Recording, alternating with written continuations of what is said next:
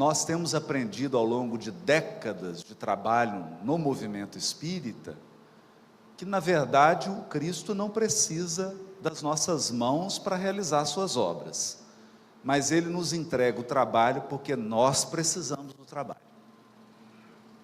O trabalho faz mais por nós do que nós por Ele. Eu gostaria de começar para trazer uma reflexão sobre o Evangelho no cotidiano. Não o Evangelho do intelecto, não o Evangelho da pesquisa histórica, geológica, não o Evangelho das discussões teológicas, e muito menos o Evangelho do sectarismo, do proselitismo, da divisão, do conflito, mas o Evangelho vivido no cotidiano, o Evangelho que se transforma em alegria, o Evangelho que se transforma em amor, em renúncia, em trabalho, mas o Evangelho da paz. Para falar desse Evangelho, eu quero compartilhar um pouco da história. Já muito jovem, a minha mãe me levava a uma igreja semelhante a essa bela igreja que tem aqui ao lado. Igreja tão bonita, tão bonita. E a parte que eu mais gostava da missa, para falar a verdade, a única, era quando o padre pegava o papelzinho e falava assim: palavra do Senhor. E aí eu colecionava, porque vinham as passagens do Evangelho. E aí ele lia um trecho e fazia um comentário. Para mim valia a missa. Já valia a missa. Porque era uma passagem que mostrava o Jesus real. Não o da cruz. Tem um amigo muito querido, padre, e ele me diz assim: meu amigo, nós precisamos tirar Jesus da cruz. Eu falo assim: olha que eu estou tentando, viu? O povo não deixa, né? A gente tira Jesus da cruz, eles vão lá e pregam de novo. E até que chegou nas minhas mãos o livro Boa Nova. Depois de um tempo, depois de já estar no movimento espírita, de ter entrado em contato com as luzes da doutrina espírita, eu pude ler o livro Boa Nova. E aquilo foi uma resposta. Uma resposta para esse evangelho do cotidiano. O evangelho do dia a dia. E eu quero contar uma dessas histórias. Jerusalém, no primeiro século, era a capital que abrigava o templo de Jerusalém, o grande templo do povo hebreu. Depois que esse povo foi destruído, se você vai a Jerusalém hoje, você vai ver gente chorando no muro das lamentações.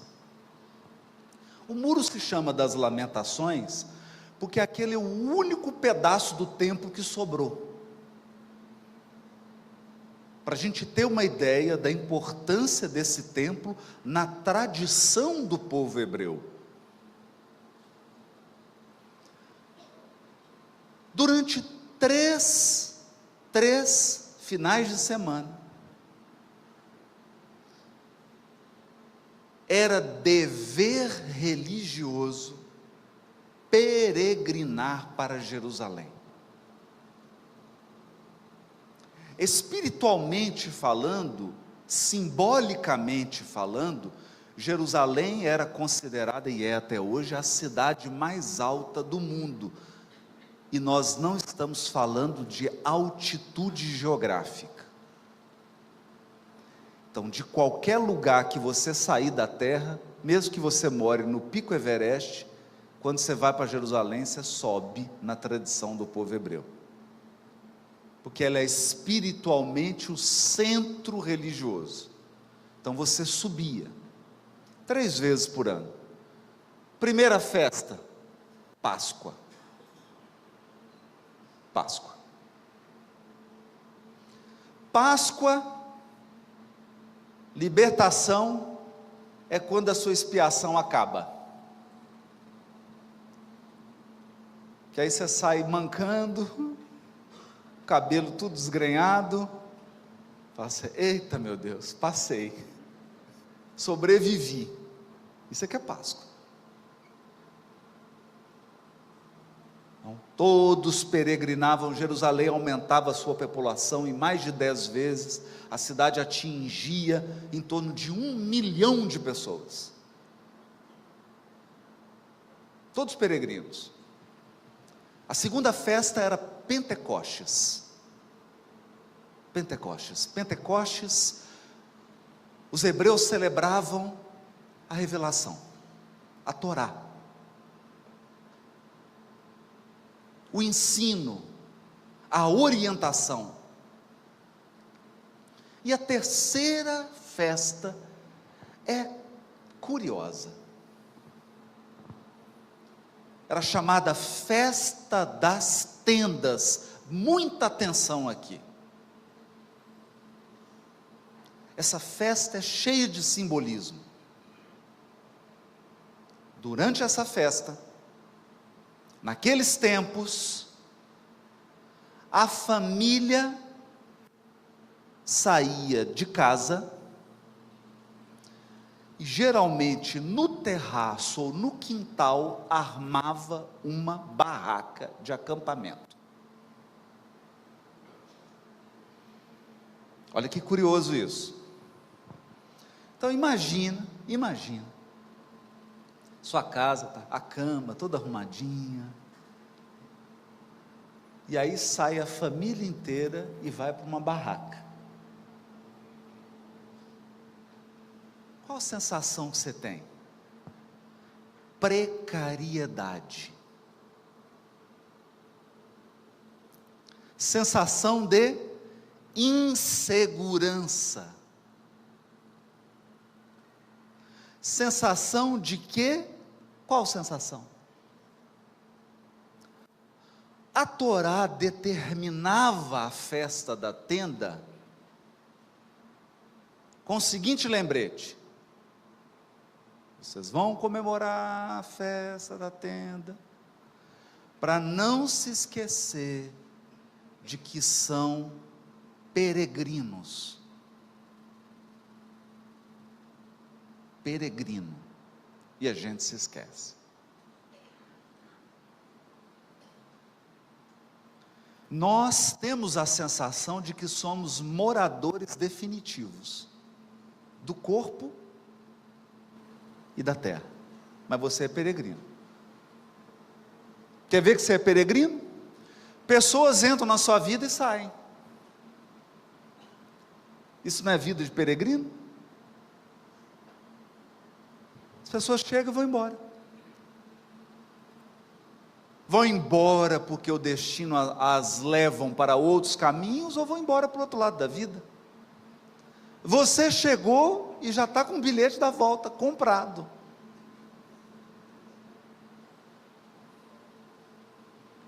Você vai voltar, você só não sabe a data. Peregrino. Mas a gente se fixa. A gente se fixa. Então você acha que nunca vai aposentar. Você acha que nunca vai perder papéis ou posições. Você acha que sempre vai ficar no mesmo lugar, na mesma atividade. Então a festa das tendas era uma chacoalhada no psiquismo do povo. Tipo assim, vamos acampar para você já se preparar. Se preparar para quê? Para desarmar a tenda. Esse é o simbolismo.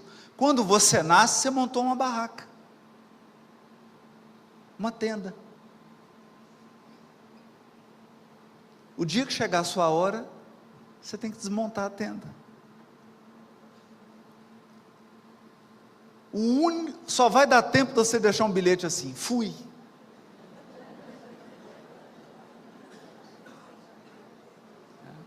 Esse era o sentido espiritual da festa das tendas. Então, na festa das tendas, Jesus estava na Galiléia. E ele sai em peregrinação para Jerusalém. Simão Pedro tentou fazer a compra das passagens pela Azul. Não conseguiu. Então Jesus ia a pé. 150 quilômetros. Perceberam? Porque você vê Jesus na cruz, você não imagina ele andando 150 quilômetros. Por isso nós temos que tirar Jesus da cruz. Nós temos que começar a enxergar Jesus andando. Andando. Então ele está andando. Foi parar lá perto de Nazaré.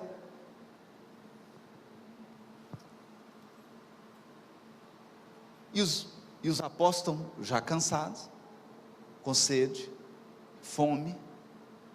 Fala assim, ele vai reto, porque quando você chega naquela região de Nazaré, é um vale.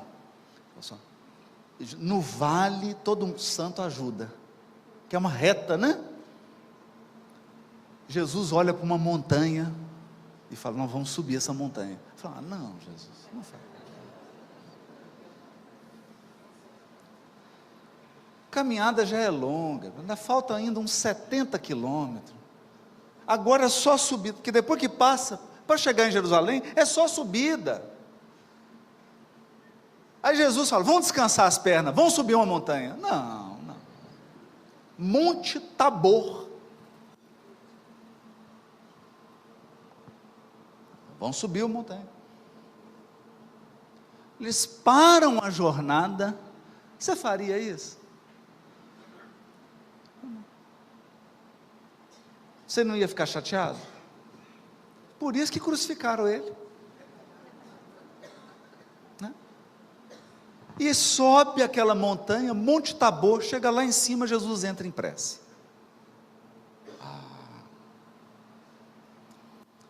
Nessa hora, os apóstolos entenderam que não estavam diante de Jesus de Nazaré, estavam diante do Cristo. Porque se você olha só para Jesus de Nazaré, você está perdido. Você está perdido.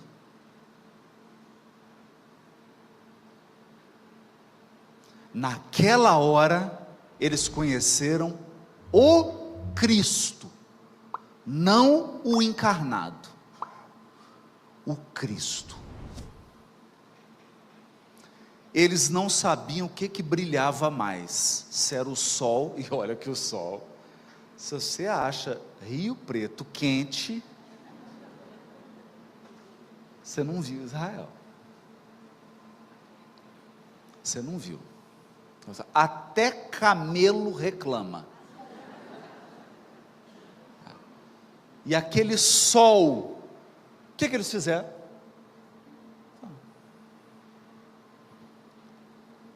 Alguma coisa vai acontecer aqui. Não é que aconteceu? O pessoal não gosta que fala, mas eu vou ter que falar.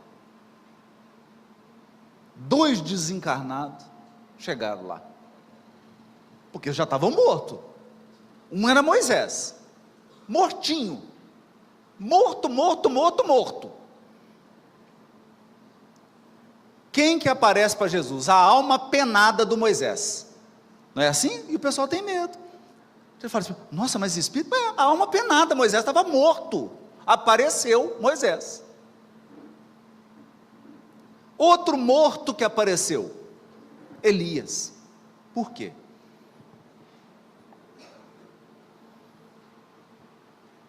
Moisés todo mundo sabe. Moisés é Moisés. O profeta que recebeu a Torá. Mas e o Elias? Na tradição hebraica, Elias anuncia o Messias. Onde tiver Elias, o Messias vem. Tanto que na cerimônia de Páscoa judaica, você deixa as cadeiras, separa, o cordeiro, a erva amarga, pão sem fermento, uma cadeira fica vazia. Uma cadeira tem que ficar vazia. Essa é a cadeira de Elias. Mas ele não está morto? É isso, é uma cadeira para um morto. Está vendo como é que a gente tem que estudar a Bíblia? Cadeira do Elias. Não pode sentar na cadeira do Elias. Porque o Elias traz o Messias. Só tem uma exceção. Tocou a campainha da sua casa, uma pessoa carente fala assim: moço, eu não tenho o que comer. Se for na Páscoa, é que não segue a tradição, né? Mas se for seguir, tem que abrir a porta e falar assim: você é carente? Então vem cá. Onde que a pessoa senta? Na cadeira de Elias. Ninguém pode sentar, só o carente. Por quê? Porque o Elias tem uma frase predileta: fora da caridade não há salvação. Então estava Moisés e Elias, e o Messias.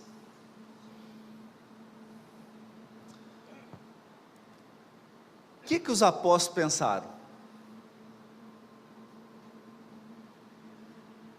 Como diz, se demos bem, não é? Se demos bem. Não vamos precisar caminhar até Jerusalém, aqueles hotéis tudo cheio, diária cara, cordeiro com a alta do dólar, lá em cima, o preço do cordeiro. Jesus vai fazer a festa aqui.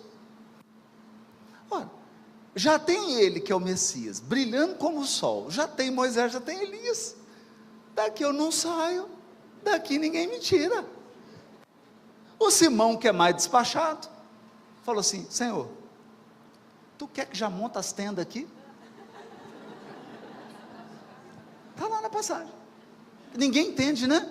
Ele falou: Senhor, é aqui, vamos armar a barraca, barraqueiro, vamos armar a tenda, aqui, Senhor, aqui, imagina aquela montanha, o ar fresco, água fresca, aquele vento, temperatura amena, lá embaixo da montanha tem pegando fogo, 40 graus, no Monte Tabor, 20, 18, cordeirinho assado, no ponto, um papo agradável, Moisés, Elias, o Messias. Você quer mais o quê? É aqui. Melhor festa das tendas dos últimos 5.000 anos, não é? Aí Jesus falou: não,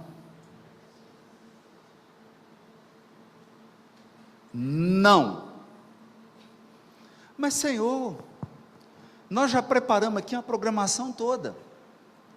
Moisés vai fazer a prece inicial, Elias vai fazer a prece final. João Evangelista vai conduzir uma respiração com meditação.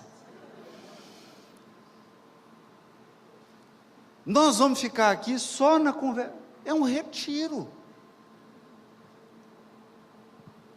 Todo mundo só conversa pura,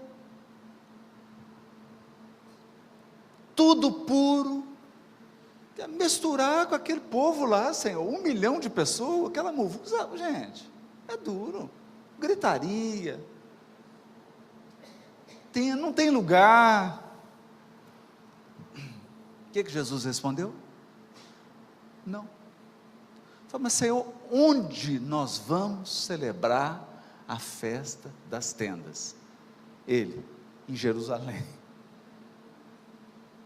E o Simão checou, falou assim, o senhor está sabendo como é que está lá? Porque eu já fiz aqui no Booking, não tem mais vaga. Tentei uma corrida do Uber, Senhor, subiu 20 vezes o preço, não dá para ir. Ele falou, não, eu vou para lá. Por quê?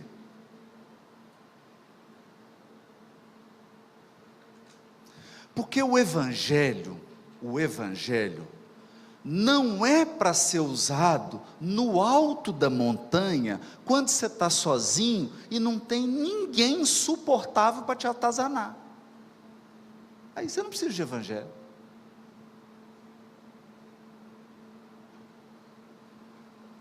Quando que você precisa de Evangelho? Quando? Tem festa de família, as pessoas ligam, falam assim, a gente não tem onde te hospedar, pode hospedar na sua casa?